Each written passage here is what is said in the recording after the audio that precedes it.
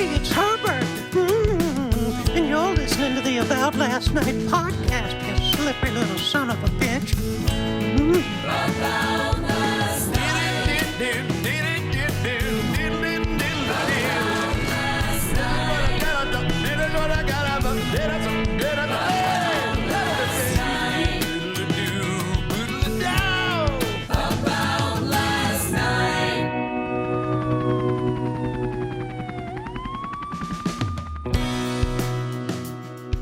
How are you? I'm, Other than you got piles of laundry to fucking deal with behind you. well, that's, God, I'm going through my closet trying to, Oh, nice. trying.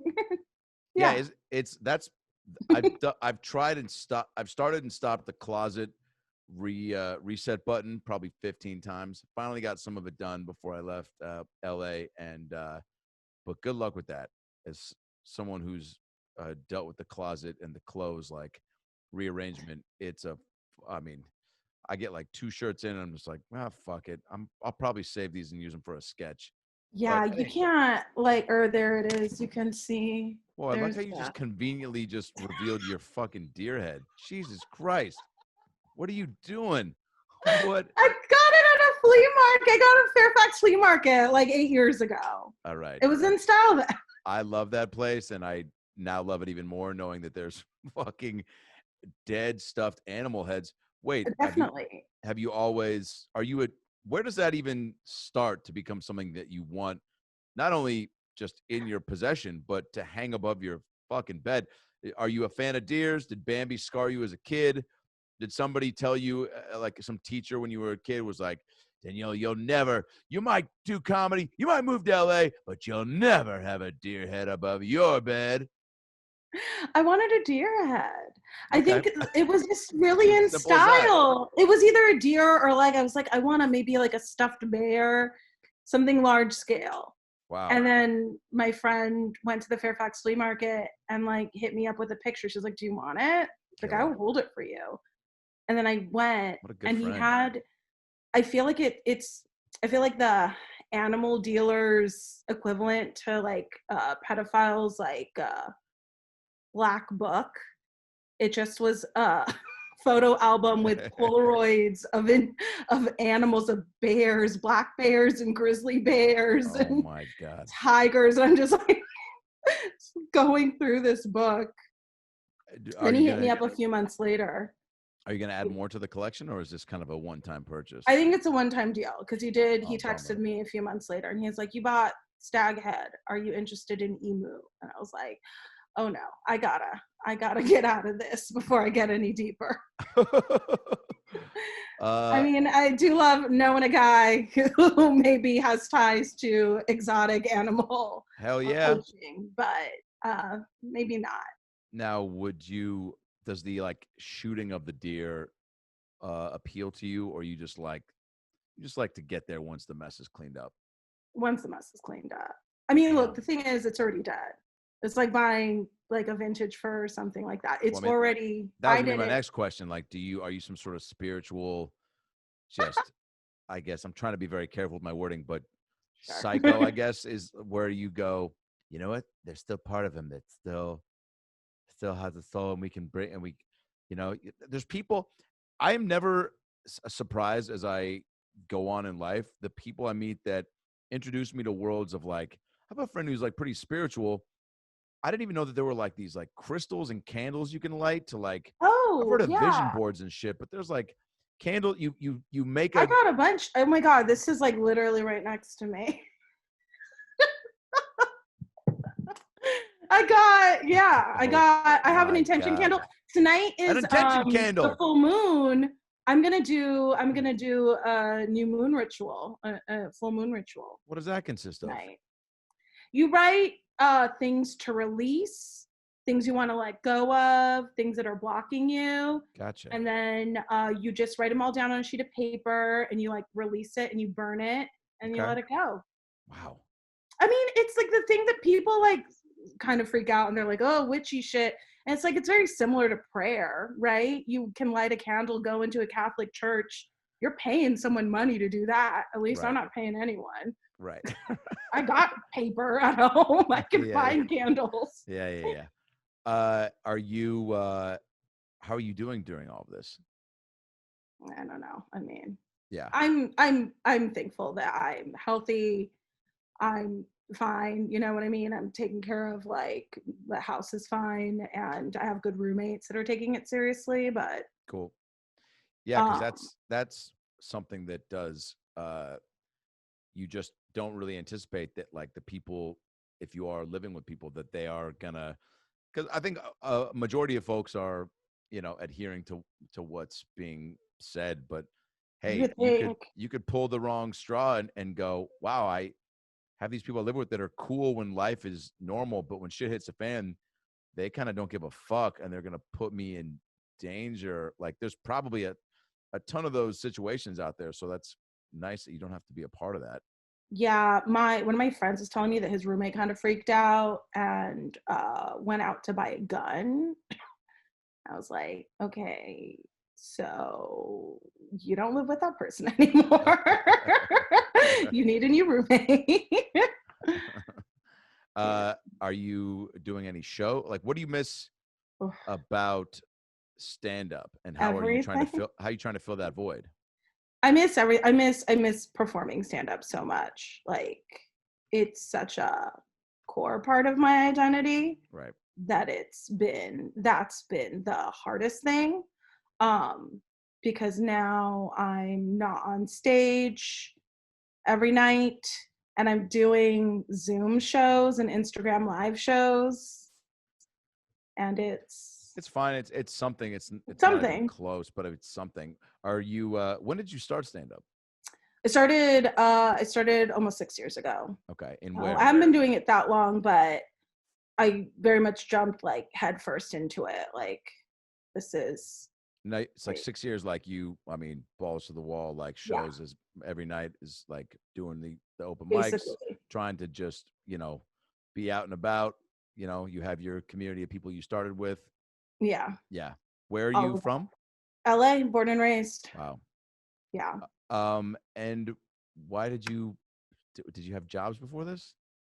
I worked in accounting, like accounts receivable at a, like, Yikes. water filtration parts supplier in Glendale. Like, just some bullshit Hilarious. office Yeah. job. So much comedy. Yeah. I think that was Richard Pryor's story too. Just So the funniest people come from. Was that world even ripe for comedy? Like, I feel like you have this bubbly personality probably your whole life, and so bringing it to wherever you go. But did that environment provide enough comedic moments for you to flex that muscle and, like, be like, hey Karen, like, did you see Bill's new mustache? What a fucking weirdo.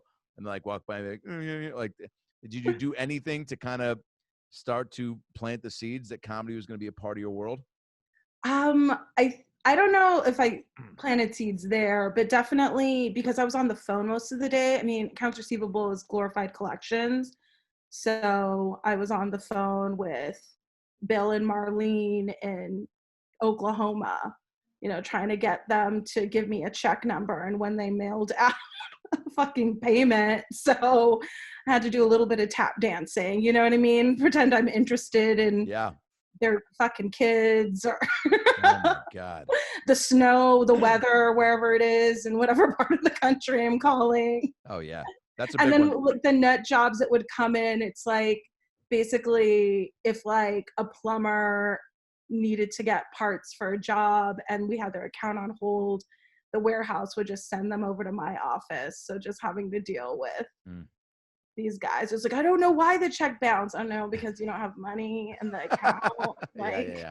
just have to be really chill with them. Oh my Give them a God. bill and be like, well, here's your balance and here's where you didn't pay, so that's Damn. why you owe it still. Hey guys, Adam Ray here for the About Last Night podcast. Hope you're enjoying the episode. Man, it's good to be back. And you know what? The best part about being back is sharing the goodies with you, the fans. I love candles, okay? You know from listening to this podcast, we've always had candles living around the apartment, and now my new place. And I'm tired of buying the bullshit candles from the store. I want some personal touch. I want something handmade. So that's why I found Hangover Candle Company. That's right. Homemade by a bartender in Fort Collins, Colorado. He's a big comedy fan, podcast fan, reached out, said, I love the pod, would love to send you some candles. I'm like, I'm not comfy giving you my address. He's like, come on, trust me. I was like, all right, let's roll the dice. Boom. Now I've got fucking 40 different flavors of Hangover Candle Company candles in my place. They're cut, sanded, poured, packed, and shipped, all by him. And you can choose from over 200 different containers, okay, to build your candle in, and over 40 different scents to create your own smell. You can customize your own scent. Shit, man, they've got flavors like fucking root beer, apple pie, cinnamon stick, coffee, fresh cut grass, hazelnut, lavender, leather, maple syrup, peach, pine, sandalwood, spearmint, sea breeze, vanilla bean, watermelon. Go to Hangover Candle Co. On Etsy, okay? Go to Etsy, type in Hangover Candle Co. It'll pop up the shop, and then pick your candles, and then use the promo code ALN25 at checkout to get 25% off your first order. 25%! Hangover Candle Co. is on Facebook, Instagram, Twitter. But again, go to Etsy, type in Hangover Candle Co., find the candles and the smells you want, create your own, and then use ALN25 at checkout to get 25% off your first order. I love candles. They're great for any occasions, bar mitzvahs, circumcisions, fucking weddings, funerals, gender reveal parties, divorce parties, coming out parties, coming in parties, coming parties. These candles are the shit, and they're my fave, and I want you guys to have them. So type in Etsy.com and then type in Hangover Candle Co. and pick your candles and use ALN25 at checkout for 25% off. All right? Start smelling better, start looking better, start feeling better, okay? Because everybody farts, and candles are a great way to get rid of that. And now back to the episode. Yeah, you probably get, you get your patients tested, you develop thick skin, right? But you're also, I worked at the customer service booth at Albertsons in high school, and I saw the worst side of humanity. You know what I'm saying? Customer service. You just got to see everyone speak to the manager.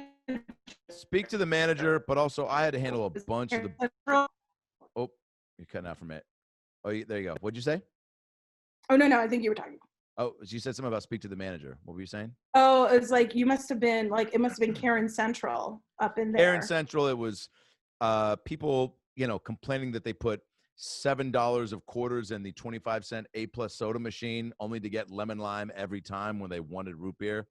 And I was just, wow. Nice kid, but couldn't help but sweetly point out the, what you did. So like, it won't be like, I put in $15 worth of quarters, lemon lime every time. Wanted root beer, didn't get it.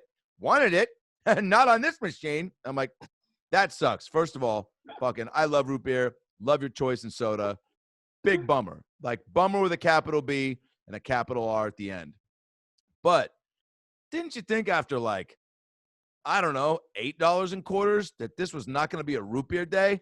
What do you call me, stupid? I'm like, no, I'm just saying no. That's a lot. Like 2 lemon limes, I'm probably, fucking cashing in my chips and getting a Gatorade. And she's like, I want to talk to your manager. So it's, I have a lot of respect for people that truly can just take that on and not completely lose it. Are your folks? Never call them stupid. Oh my God. I actually. Under your breath. I used to do customer service in retail. Oh, cool. And I used to work at Banana Republic, and then I was poached from them by Coach. And that was early 2000s. Nice. So Coach was the rage. Coach, isn't that and that was kind of fun because people would go in. There were, girls who would go in there and try on every purse and suck up all your time, not buy shit. But then there were those people that you show them 5 bags and they're like, that's great. I'll take them all. Oh my God. Like, thanks. Are your folks supportive of the career? Have they been? They have. My mom is just happy that I have found a passion. Love that. She's like, look at that. Look at her. She's being proactive. She's getting up. She's getting out. She's doing something. Yep. My dad doesn't really get it. He only gets it when other people say, oh, I saw your daughter. I heard about your daughter. I can tell him. I told him that I was like, Dad, I'm going to be in the LA Times. They sent a photographer over. And he's like, oh, okay. And it's like not until his friends are calling him that because they are old and get the paper. Yeah.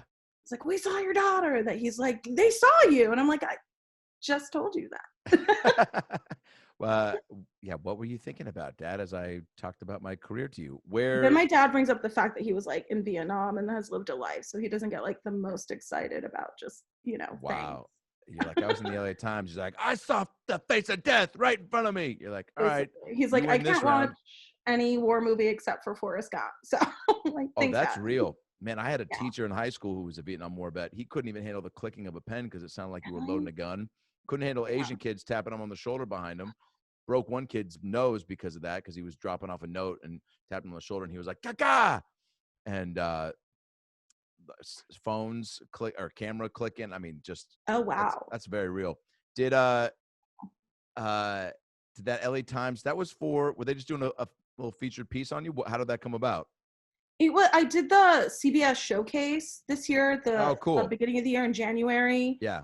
And a few weeks into lockdown, a reporter hit up CBS and was like, hey, whatever happened to those showcase kids? It's like, well, we're here. It's a big diversity showcase that they, for people who don't know, they spend a lot of time casting it, and then you work on scenes, right? Like what you do, like one scene. It's a big industry showcase where you try to get, all sorts of agents, managers, execs, development people to come see a fun crop of actors.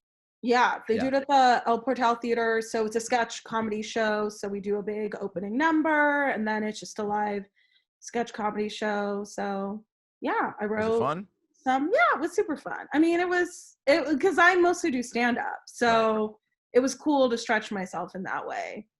And the rest of the cast, I mean, they're so talented. There are people who've like been on Broadway, people who've like written and sold shows. Like, whoa. Yeah. The cast was really, I felt very intimidated by the cast. Yeah, I was gonna say, how did you find your lane, or how did you settle in and and go, all right, well, I'm funny and I got my own thing and I'm bringing something different to the table. So how can I, like, when do you kind of, look through your own set of goggles and go like, I got something to fucking bring to the table here. Like, it's not a mistake that I'm here. Yeah, it took longer than I'd like. Definitely because you're writing at CBS for like 3 months, and then you're rehearsing at the El Portal for 1 whole month. So the writing schedule, I'd never kind of been in a room set up like that, but it's kind of like the SNL schedule where you pitch, then first draft do, then table read, then rewrites, then blocking, and you keep doing that every single week, and to bank sketches. And so a lot of things don't really get more than one shot, you know what I mean? Either it's like an idea that like flies and you do really well with it, or it's like, that's great, but okay, we're gonna pass and move on. Yeah. So it wasn't until, I think for me, like we got to the El Portal and I got on stage, and it's like, oh, I know how to be on stage. I know how to perform. I know how to find my footing here. Yeah. Timing and playing off the audience. Welcome to King's Guaro Hotel. May I have your last name, please? Good morning, ma'am. Can I help you? Oh my, what happened? Bellmen are clumsy and stupid. Stella Bellman. You've had this job since high school, right? Well, actually, now I am the bell captain. Oh. All right, kid. You ready for check-ins? I was born. I think he was gonna say I was born ready. Steve, the captain. Captain Steve. The closest thing we have to a god on earth. Gunther Gashamane! It's worse than I thought. He's a complete slime ball, right? Oh, yeah, no question. Do you feel my foot on your foot? That's not me. There's something under the table that feels like a foot. What are you doing right now? I'm working.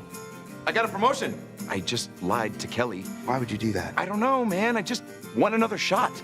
Sid Whitman worked his way up the ladder and bought the hotel. Mr. Boss! Do me a favor. Take it easy on the bellman, would you? I'd rather have crack guard melt my balls. Take care, boys. I mean, it's a huge scam.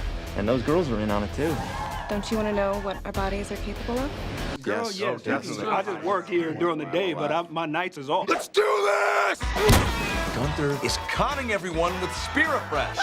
You broke into a guest room! This is unacceptable! He has been impersonating a manager, and that is a felony. I don't think that's a felony. He should be fired! Get set. Bunch of really real G's, burning trees till we low, sitting by 45 like I'm Jordan on the floor. Here we go, against the grain is what they say my name for. I mean, I'm not sure he's ready for... Shut up, bitch. With our minds, we begin to urinate, and then, for real, into our pants. I'm unforgettable.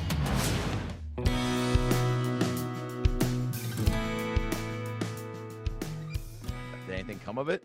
Well, this article did. So they hit you up and they go, I mean, that's so cool. The LA Times is such a historic publication. Yeah. Like, what do they do? Do they say, like, what was it?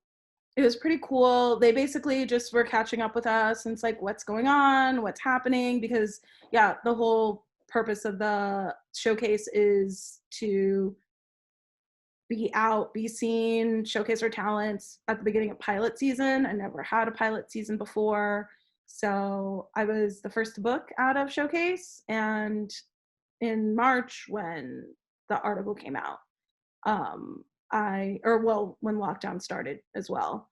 I had 2 projects going, but they're gone. What was it like to see yourself in a paper? It was pretty cool. Yeah. That was pretty neat. Like I was on the cover of the calendar section. And I didn't know that was going to happen. Dope. They That's sent a where most people photographer. turn to. Huh? That's where most people turn to. Yeah. Right way. You get to the paper and you go to the calendar section to see what's going on. Yeah. Even in a pandemic. It's pretty, I was Yeah, like good timing, crazy. kind of. If you want to get it in the newspaper, like now's the time. Right? People are probably Just like, slide what's right going on in. in the paper? Yeah. But it was pretty wild. I mean, the photographer came in masks and a glove and set up lights and then called me outside and stayed always 6 feet apart. It was pretty cool. That's so dope. Yeah. Are you social distancing? Are you, Yeah.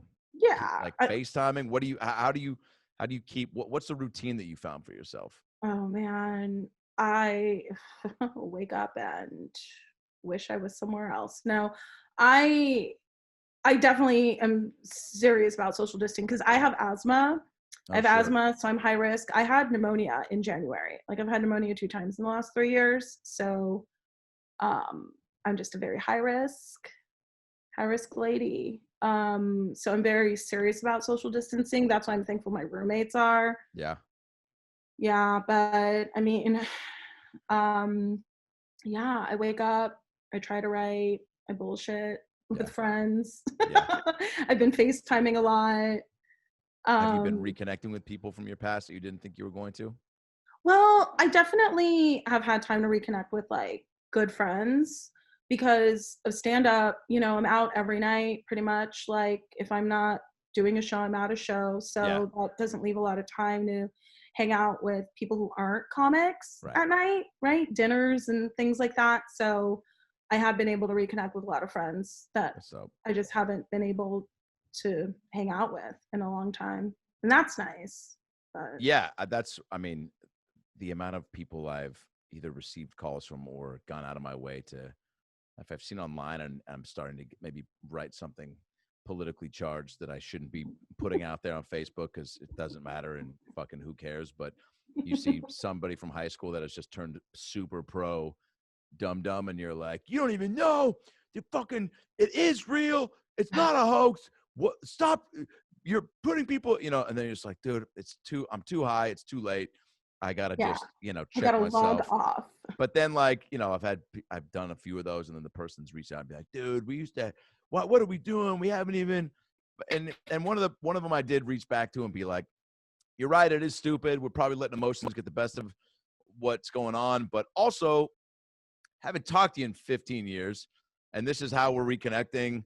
I guess I could look at it as this is cool. That's bringing us back. But if we haven't in 15 years, the pandemic, we shouldn't be letting that be, what does it. So, but I don't know. I'm trying to not be online as much as possible, but it's tough because it's our world and you're still trying to stay informed and put up content and do do Yeah, things, that's but a great battle, I I'll feel. tell you what I don't. Oh, what's that? Say that again. I know, I feel like, yeah, that's a great battle because I'm trying not to be online so much for my sanity because I don't think it's super beneficial to just keep scrolling and scrolling because the news isn't getting better. But I feel like there's this, because we can't perform on stage, there's like this weird space race to turn into digital content creators. Right. It's like, who's going to be the first to go viral with that sketch, that brilliant sketch idea I know. they made in quarantine. Oh, more and more people are putting shit up. Yeah. The front-facing camera comics are winning. Yeah, right. Do you know any people that are very like, fuck those Zoom shows? Like Zoom stand-up ain't stand-up. I'm gonna wait till it comes back for real. I mean, I feel like those are the same kind of idiots that were still going to open mics during lockdown, right? Oh, really? Yeah. First weeks. Oh, trying to meet in secret, like, you know, they're the fucking resistance. Oh my God.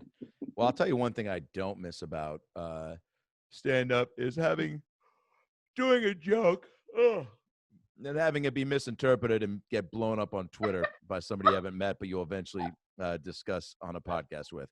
So let's tell people how we met, and then we'll give both our kind of sides of what went down, and because I think it's really interesting. I think a lot can be learned from it, and I think it's really cool that we're talking and laughing now, and it's such an afterthought. But why don't you start, or should I start? Maybe you start. I'll start.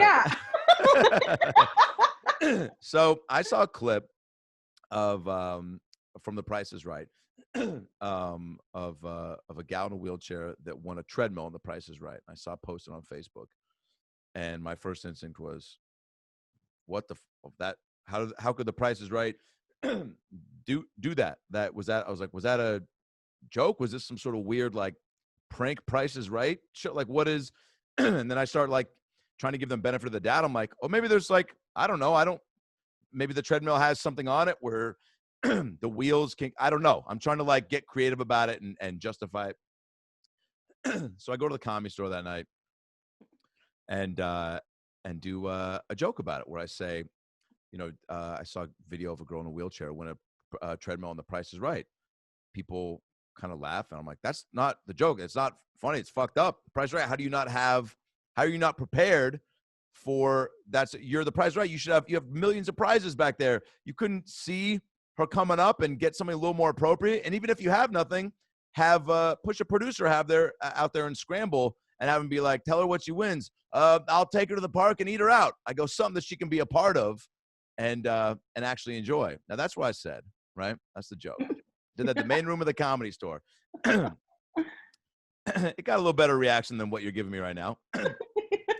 But and a quick joke. It was like and then I kind of went into my "Come On Down" dance jokes, which are kind of a couple years old that I did for maybe a few months. And then, you know, sometimes you have a joke and then one other thing happens, like this video, and I go, oh, maybe I should bust out my Price is Right "Come On Down" dance medley.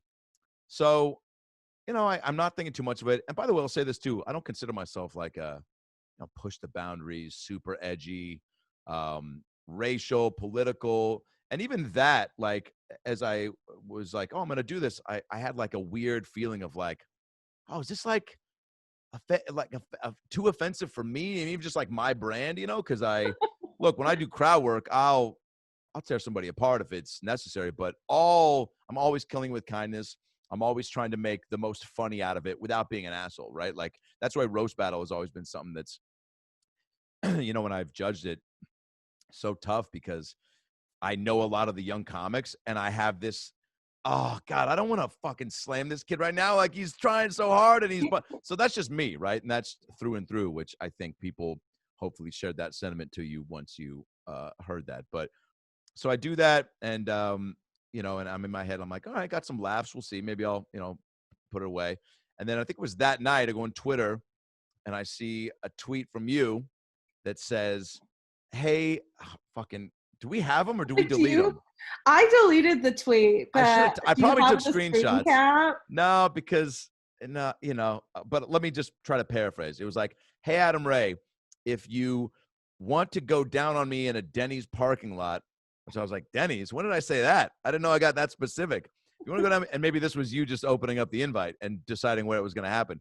You go, if you want to go down on me in a Denny's parking lot, take me out first. Don't talk about me at the main room of the Comedy Store. So I see that night, and immediately my heart sinks, and I'm just like, what the fuck? Like, oh shit.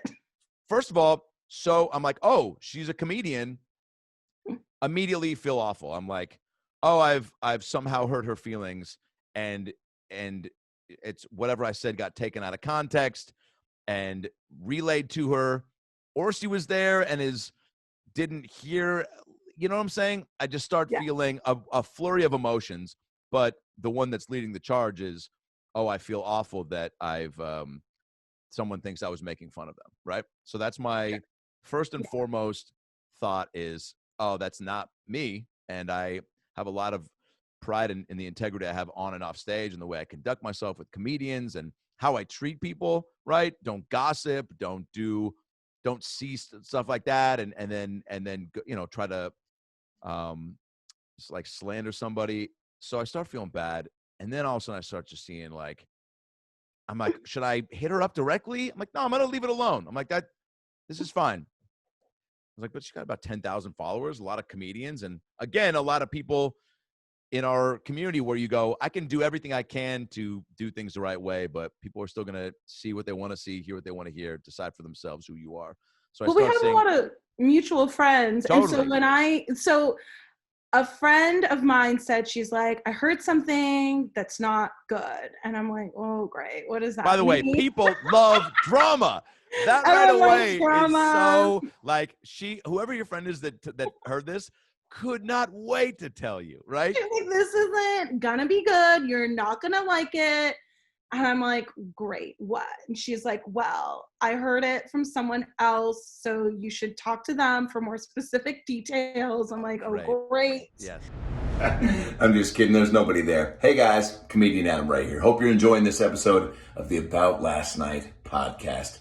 Boy, I gotta tell you, I've been feeling good lately. And the reason why? Koi CBD. That's right. Back in the game. Feeling like my best self. Look, Koi CBD is the best CBD company in the business. I don't care what you hear from other people, other comics, Koi CBD. See, I got so much CBD inside me, I ain't even fucking talking right. You know why? Because I slept well on the Koi CBD gummies. That's right. They've got everything from tinctures to bath bombs to gummies.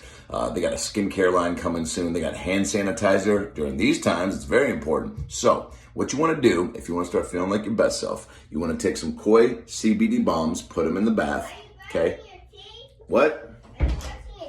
Yeah, come on in. Jackson, I'm doing an ad for my podcast. Can you say hi? Hello. Say, I use CBD gummies. I eat CBD gummies. From Koi. From Koi. Koi's the best. Koi's the best. It makes me feel good. It makes me feel good. I feel like my best self. I feel my best self. Look at these muscles. Look at these muscles. Kiss them. If you get Koi CBD right now, you go to koicbd.com, promo code AboutLastNight, and you get 20% off your first order. That's incredible. Bath bombs, tinctures, skincare, hand sanitizer, gummies. They've got everything. They're my favorite. It's who I use. So start using it for you too. I can't recommend these guys enough. They're homies and all this shit works. Jackson, say 20% off. 20% off. If you use the promo code AboutLastNight. If you use the promo code after night. About last night. About last night. Show them those guns again. Kiss them. Enjoy the rest of the episode. So I go to the horse's mouth and she's like, he was on stage in the main room and he was like talking about the girl from The Price is Right and how, you know, he wanted to go down on you in a parking lot. And I'm just like, that doesn't even make sense. And also the clip was like 5 years old. I'm like, that's so strange. Weird. Yeah, and I didn't even know that. And so in my head, I'm like, that's so weird. I'm like, does he know? I'm like, he can't know I'm a comic. No, he must not know I'm a comic. Or maybe he does know I'm a comic and doesn't care. Like, right. I just, you know what I mean? Because I just kept thinking, I'm like, this is so strange. Because then I, you know, was asking people like, you know, what's Adam's deal? Like, is he like a cool guy or what? It's just so it seemed weird. And everyone's like, that doesn't sound like him. That, you know, he's like a stand-up guy. You know, not just a stand-up, but like Right. a stand-up guy. Yeah. So who did you like reach? Because I know we have like Nick Rutherford is a mutual friend, and also a lot of comics that I saw like commenting on your tweet were people that I know that I've just had very nice pleasantries at clubs with. And but again, like I know my intentions on things and didn't know who you were because look, there's a lot of us out here grinding. There's so and many. It's like, and once you get to a certain spot, I've been doing almost 15 years, and 6 and 15 are worlds apart as far as like the groups you're in, the clubs you're hanging at. And so yeah, so it's you know, obviously I wouldn't ever talk about a comic on stage like that unless I don't know, it was like a shared story that was both, you know, that involved us. Where everyone was in on it. And so I was just like, well, I don't know him and I know what to do. I was like, I guess I'll just turn this into a joke, I guess. You know, and then, you know, my friends started commenting on it and everyone was kind of joking. And I was just like, I don't know what this is. Right. So you asked like what, like 2 or 3 people, like what's Adam's deal? And they were I like, asked, yeah, he's like fine. a few, and they were like, yeah, he's fine, he's cool. That's weird. But yeah, they were taken aback, right? They're like, I've never heard him talk about. Oh shit, you cut off for a minute. Yeah. They're like, that's strange, but yeah. So then, you're like, all right, I'm gonna just have some fun with it. Sure. And post a joke. See, and again, because we hadn't met and we don't know each other's sensibility, I see this as I'm like, oh, this bitch, this is trying to blow me up on Twitter and get some followers out of it. And I'm just like, anyone that knows me knows that I'm probably just being hyperbolic or, you know what I mean? Totally. Oh, my boy Nick Rutherford, right? You know pretty well, right? Like, I'm like, dude, Nick, what the fuck did I do? And he's like, because Nick even because people started then commenting and being like, yeah, take her out, like go do but people were coming at me, and again, like, I know how I look, I know how I sound. Like, I'm a sweet mama's boy from Seattle. So when people are like, this fucking piece of shit, I bet he's never even pleased a woman. I'm like, dude, what are you doing? Like, I clearly am not coming from this. I'm not, you know, this angle. There's not all this rage inside me. And so it was, at first it was just a few, and then it was a lot. And I was like, dude, this is ruining my night. And again, I'm feeling bad that at the top of all this is that somebody I don't know thinks I was going after them. That's what it all is stemming from. So I'm like, I don't give a fuck. You can't stop people from thinking like this. Your friend that heard something, saw it, relayed it. You can't stop that. You can't please everybody. And you can't also, you know, do, you know, comedy that you're like, oh, somebody might not like this or get misconstrued. That happens all the time. And that's just human nature. And you know, there's people out there that are looking to take stuff out of context and do that with. And I was so shocked because I'm like, man, you know, sure.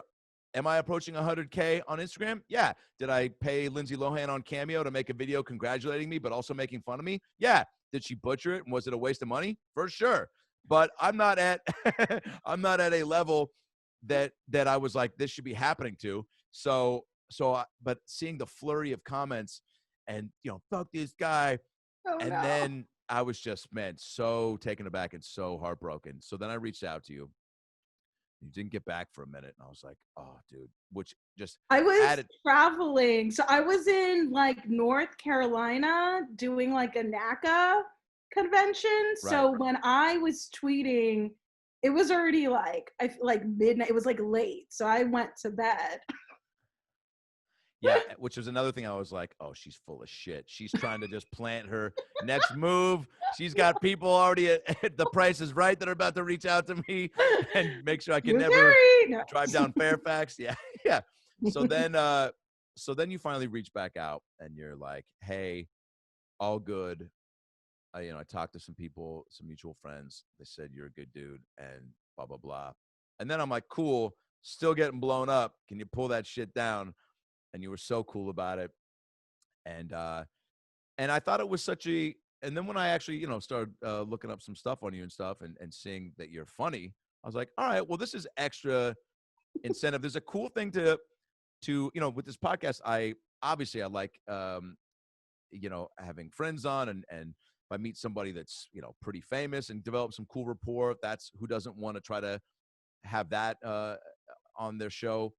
but also interesting people and things that are compelling and that really show, that involve, more so me than I think episodes where I just interview a guest are on. And also someone, a lot of up and coming and grinding comics listen to the show. So I thought there was that factor too that would be really interesting and exciting for me to even talk to you about where you're at. But yeah, you put me at ease, and I was like, thank God. And then we figured out this pod. And Live to tweet another day, not canceled. No. Oh yeah, but I mean, I just was it's so funny that, and I think it's a good, I don't know what, for me, the lesson I start thinking, I go, all right, well, now should I not follow my instinct? Because like I said, I was, on stage being like, should I do this? I thought it was funny.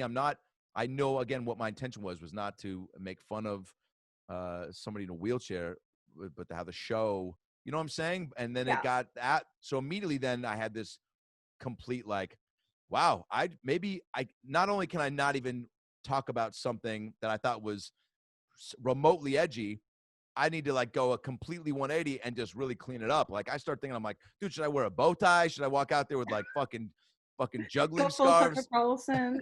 Yeah, full Tucker Carlson. Squeaky clean image. Yeah. But that was really cool that you got back to me. And no, that's all good. I think I realized, I'm like, there's no way he knows I'm a comic. I'm like, or maybe he does. I don't know. Yeah, you don't know.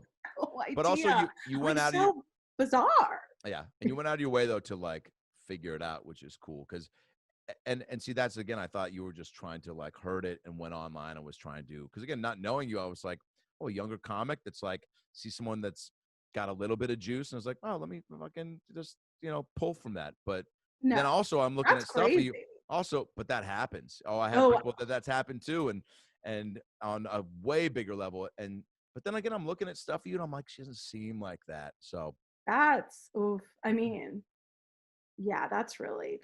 I mean, there's someone in my brain. I'm like, oh no, I know they like made up a lie that got called out by like the LAPD and stuff. But whoa, yeah, at the beginning of the pandemic. Well, even like some people are crazy like that. So well, I guess. even like my boy Brad, who even just got Brad Williams, who got kind of taken for a run with helping out the Australian dwarf kid, like that kind of blew up real quick in a positive way, and then in a negative way, and then went away.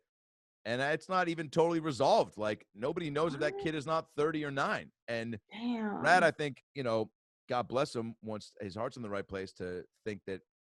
I still don't even know for sure, man. I have people making arguments to me left and right that are like, look at this, look at this. His Instagram went away.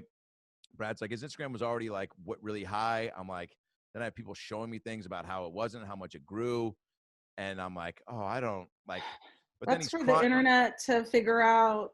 You kind of have to make your peace with stuff like that and be like, I'm either going to do a good thing or I'm not. I know my heart's in the right place. Yeah. This is where I start and stop with it. Wait, so tell me about The Price is Right then. Was that is no joke my favorite game show. So really? I went to a taping my sophomore year of college, went with a group from my fraternity. We all got really fucked up. Did anyone get picked from your group? Yes, but at the very end, it was a primetime show. So it was 8:30, Bob Barker, 8 p.m., I'm sorry, at night. $1 million shows. So the opening prizes, instead of, and Rod Roddy was the host, RIP, or the announcer. So instead of dinette sets and pool tables, right out of the gate, it was Escalades and trips. So everything was amped up. Our buddy gets one chance at the very end. Some bitch $1 him, and he doesn't get on, which is, by the way, to feel the energy of a $1 coming, and then when it's slammed, it's like a Mortal Kombat finishing move. Man. Or a comic dropping the mic. Him. Oh, it was this cool-ass black dude behind me. He goes, oh, shit. Like, after she did it, I wish they would have, like, somehow made that audible on the show. So we're sitting there, and I'm like, what a waste of a day. We waited so long. He had only one shot, and he got $1. So my buddy goes, you should, whoever wins the Showcase Showdown, you should rush the stage and celebrate with them. And I'm like, that's a great idea. So guy wins. I run down the come on down thing. There's a little staircase to get to the top of the stage, and just one security guard there that no one can see on camera. I run up the stairs. His entire section is on the other side of the studio. I run up. All she does is, what are you doing? I go, that's my best friend in the whole world. She goes, all right. Sure. That checks out. I run by. I'm hugging him. I rub his head. I'm high-fiving his friends. He's so excited because he won everything. I sat in his Escalade and was doing that. At the end You of it, I'm just doing. stole the show. You Oh. straight up hijacked his whole when you're like, I'm here to get cameras on me. Oh yeah, I did the robot. I know my angle. Yeah, it ends with me doing the robot behind Bob Barker, and Oh my God. as he's giving his spayed and neutered speech. But that show to me is just electric, and the fact that you were on it is to me, I'm like, man, yeah, as a comic, you want a special, you want this and that, but you were on the fucking Price is Right. And You know what? That means a lot to hear. That hell feels yeah, real good to hear. it don't from get you. cooler than that to me. So tell me about it. It was random. Do you know Wendy Starling? She's a New York comic now, but she used to be LA. She was LA when I first started. That sounds familiar. So she was moving to LA, or she was moving to New York. So she wanted to do all these LA things. She wanted to do Price is Right. So I went with her. She got a big old group. I was late getting in the waiting area. They still let me through. We were in a big old group, so they go down the line asking everyone like different questions. They get to me. They're like, "Where are you from?" I'm like, "LA." He's like, "Oh, you're a Valley girl?" I was like, "Totally." Then he walks away and he comes back and he's like, "What's your favorite game to play?" And I'm like, "Fuck," because I know The Price is Right, but I'm not a diehard fan. I don't know all the games. I'm just I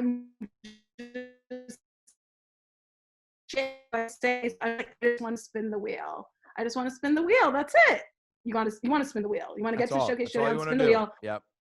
That was it. So then he finishes up with a group and he just goes to me. He's like, "If your name gets called, just follow a person in a red jacket." And I was like, "Okay." And everyone's like, "You're getting picked." I'm like, "No way."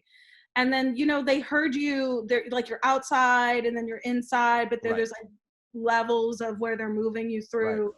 And at every step of the way, someone's like, "If you get picked, just follow the person in the red jacket." I'm like, they're just trying to be nice to me.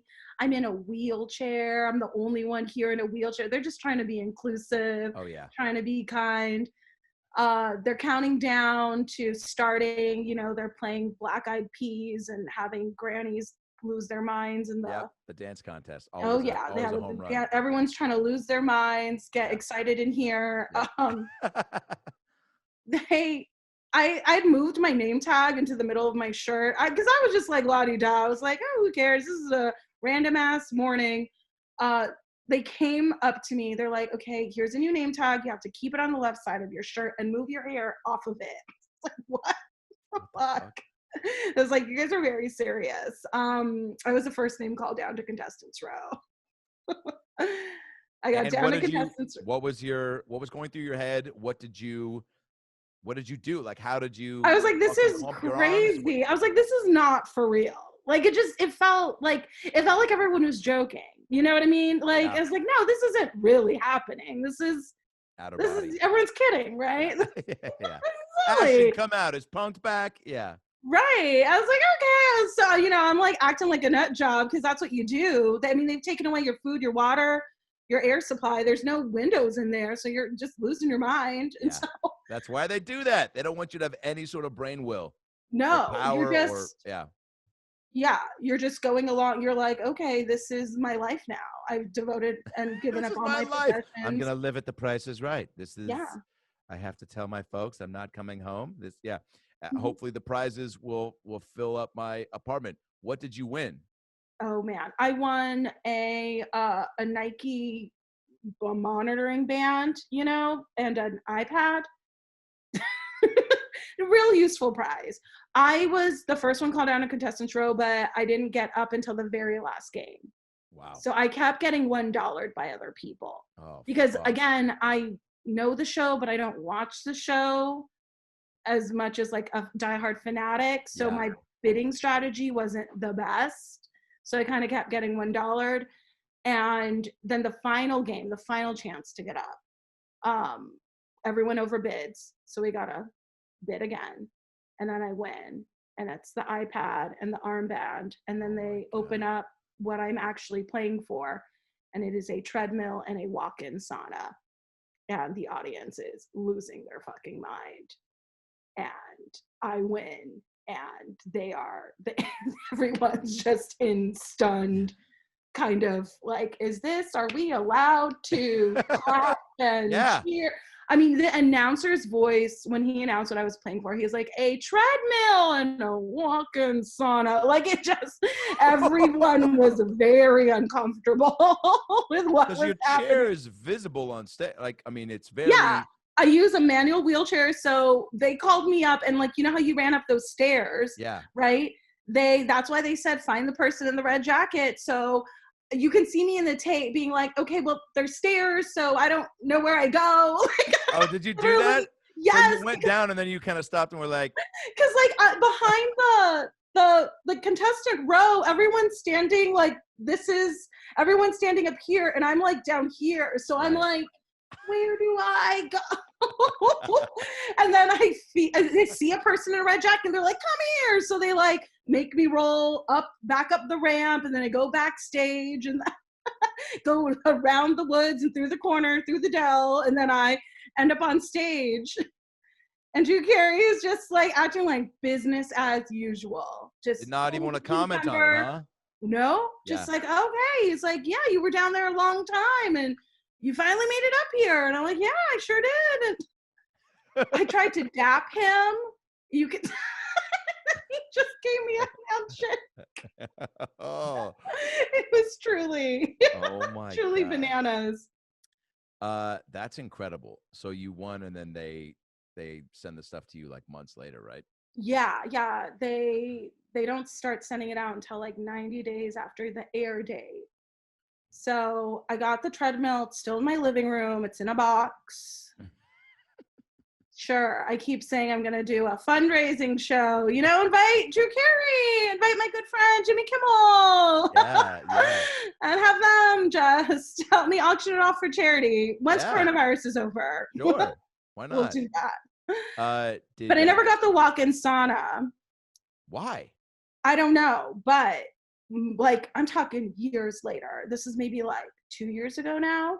I was randomly at a bar, and this guy comes up to me and he goes, I'm so sorry to ask, but you on The Price is Right? And I mean, people used to ask me that. Like, I heard a joke about you at the Comedy Store, and I would love to see if it happened. Yeah. Yeah. Keep going. Yeah. No, but I was like, that was me. It's really random that you would remember that 3 years later. But he goes, oh, okay, no, I'm a set designer there. I was like, what? He's like, I remember when you were on the episode, like the day of. And I'm like, oh my God, tell me everything. Yeah. He's like, Drew thought we were punking him. That's why Drew was acting like it was totally normal. He thought everyone was playing a joke on him. Oh my Because God. I was the first called down to contestants row, the last one to make it on stage. I mean, they all knew it was like a option that it could happen, but I don't think anyone really thought it was going to happen. Oh my God. So yeah, and this is again why I say I didn't even know that you were the first one called down. Like, they, like, at some point that's when they should go with the prizes in the back and go, what do we have? You know what I'm saying? Switch it out. No, I love it. It's fun. I mean, it's not rigged, Yeah, totally. They play the games the way and it all shakes out the way it's going to shake out. But he was asking me just like what was up, and I was like, yeah, I never got my walk-in sauna. And they ended up just mailing me a check, so I'll take that money. Fuck yeah. Something I clearly can't use. How is being in a we have 10 more minutes, is that cool? Oh, for sure. Okay, good. How is the wheelchair shaped your comedy, your views on life? And I didn't even want to ask you about, when it happened, because I feel like you've probably shared that and it's out there, and that's not, as interesting to me as you and what your comedy, where you find inspiration from, where you well, I do want to know, was comedy a choice before you were in a wheelchair? I started comedy when I was disabled. Okay, yes. Yeah. You did? Yeah.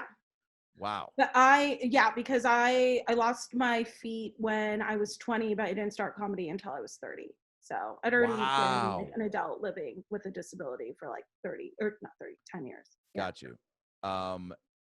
And were you even able to have, because again, I get the sense that you were this sweet, personable, bubbly person. You've always been this way. So comedy must have always been in the forefront or the back of your mind as something you maybe wanted to pursue. Yeah. I don't think so. Okay. So it definitely, then Well, this is why I'm curious. Like, did it start to grow once you were living in the chair and having that be a part of your life? And were you finding that you were being sharper with your comedic like chops, or was it just out of like, fuck it, like I've kind of overcome a lot, so there's really not getting laughs at a show is really nothing to me? You know what I'm saying? Yeah, no, I think honestly, it's not that I didn't think I was funny, but I didn't really think that being like a comedian was like a real job I could have. Cause like I grew up watching, like Premium Blend on Comedy Central, and I love that. And like Margaret Cho, Janine Garofalo, Natasha Leggero, like, I was like able to watch them on TV and I love them. But yeah, I think like because I was so interested in like acting and dance and like as a young kid and in elementary school and high school, but like did not get the leads in plays. You know what I mean? It's like there's certain people that are encouraged and some people that aren't. So definitely wasn't encouraged by the powers that be. So I was just like, that's not really in the cards for me. But then my best friend was, she was doing acting in LA, like theater, like Shakespeare theater, black box theater, which is why you would do that in LA. I don't know why. Yeah. But her roommate was a stand-up. And so we started going to his shows. We went to like a bringer show at the Comedy Store in the Belly Room. And I was like, I'm funnier than this guy. Like, which, by the way, is such a blessing and curse of those belly room shows, because it's a lot of people don't know. People that might do it twice or once every 6 months, or people that, like for me, I use those bringer shows for stage time on a show that hopefully had a couple dope comics on that I could get some stage time on, so that my friends would. It was validating on many levels, but yeah, there's more often than not, it's comics that you're like, what the fuck? Like, yeah, really? It was a real mixed bag. There was a lot of bad, but then it's like I remember Jesus Trejo was on that show, and like and he's my friend now, and like I love him, but man, that's like that show was so bad. I was like, this is like he's doing stand up, I can do stand up. I'm funnier than this guy. Yeah. I was like, so, okay, Madison, what do we do? Where do we go? What do we do? We go to an open mic. We take a class. What do we do? So we started going to open mics. I went to Rock Paper. Did you ever go to Rock Paper? I didn't, but I know of it. On Sunset, across from the old Meltdown. Both Rock Paper and the Meltdown are gone. So I know, what a bummer. The Meltdown, I loved. That was a great spot. But okay, so you went there a lot, and did you? So I did. That was my first cafe open mic, and I got laughs, and I was like, I want this forever. Right. Just been chasing that dragon ever since. How and I asked this to Brad when we became friends, Brad Williams. I go, how much of your, right away he was like, I wrote a lot of little person jokes because that's what he's like, and I'm never gonna stop because that's my life. And he goes, and there's always new experiences to acquire with that with having this to deal with that might make something tougher or easier. It's just he's like, why would I not too? You know what I'm saying? And I go, well, it's my life, right? It's like, that's Brad's perspective. He's a little person. So whatever he's experiencing, marriage, like having a kid, whatever, it's like still filtered through this like angle. Right. Yeah. And like, so for me, it's like, I'm disabled, I'm Afro-Latina, I'm a woman, like I'm fat, like that's just who I am. So like everything that I experience as those things. So I write jokes that reflect that. I mean, not everything's about being in a wheelchair. Of course. But there's a lot of funny jokes about being in a wheelchair, and it's okay for me to tell them. Do how do you deal with if you're making jokes and you see people that are uncomfortable or that laugh, but then they feel bad because they don't want to laugh, you know?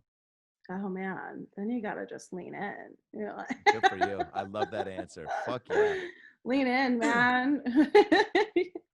You think laughing at a disabled girl is gonna be the thing that doesn't get you into heaven? Get the fuck out, man. Oh my God. You're amazing. Well, this was really cool. And we should do a part 2 sometime because I feel like Hell we're yeah. scratching the surface. But thanks for being so cool. And thanks for wanting to do this. And For sure. Thanks for having me. yeah, and when things resume, I got to do some shows. I got to when I get another weekend down at Brea or something, maybe you can come down and host a weekend or something, Hell yeah. I'd love that. That'd be awesome. Fuck yeah. Where can people find you? Find me on Twitter and Instagram at Diva Deluxe, no E at the end. Diva and Deluxe. yeah, when is this coming out? Probably a couple weeks. Okay, well, all my Zoom and Instagram live shows will be listed on my Twitter and Instagram in my link tree, that link up top. So Okay, good. You're pretty active on social media, yeah? yeah, You got to yeah, be, right? doing it. I'm doing a Mother's Day show. Ooh. Yeah, with Lori Kilmartin. I'm opening Love for her. her. So that'll Oh, be great. fun. Yeah. She's the best. Say hi to her for me. I will. That's awesome. Well, you're very funny. You're very sweet. And I can't wait to see you live. And be safe. Yeah, you Right? too. Isn't that like it's almost like the have a good flight when someone's going on a plane. You're like, I feel like, but then I've said be safe to people that, like, as I see them, I literally was on FaceTime with a buddy of mine as he was getting out, going to a park where there were tons of people. He was in the Midwest with no mask and just hanging out. And I'm like, all right, be safe, man. He goes, all right, thanks, bro. And literally walked in. I go, that's not safe. And they hung up. That is not safe. That is risky. Yeah. Mask the opposite. on, okay? Yeah. All right. Well, enjoy your weekend. You too. Okay. Bye, Danielle. Bye.